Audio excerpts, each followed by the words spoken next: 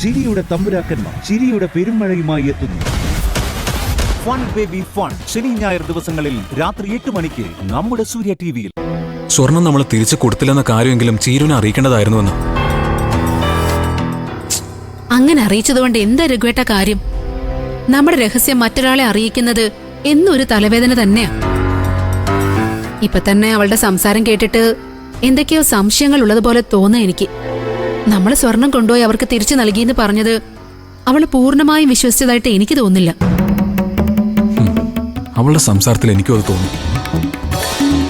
ഇടി, അതാ ഞാൻ പറഞ്ഞേ, ചീരുവിനോടെങ്കിലും എല്ലാ സത്യം തുറന്നു പറയായിരുന്നു എന്ന്.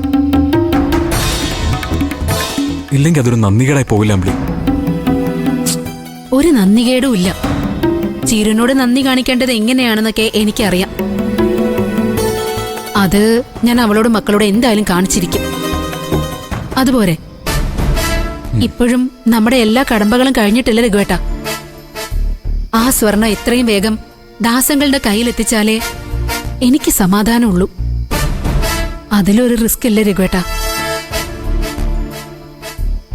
ഇതുവരെയുള്ള കാര്യങ്ങൾ വെച്ച് നോക്കുമ്പോ ആ സ്വർണം മറ്റൊരിടത്തേക്ക് എത്തിക്കുന്നത് റിസ്ക് തന്നെ.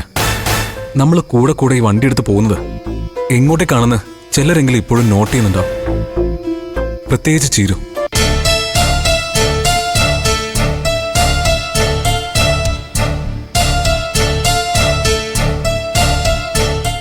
ദാസങ്ങള് നമുക്ക് ബിസിനസ് തുടങ്ങി തരുവാണെന്ന് പറഞ്ഞതുപോലും അവള് മുഖവിലേക്ക് എടുത്തിട്ടില്ല.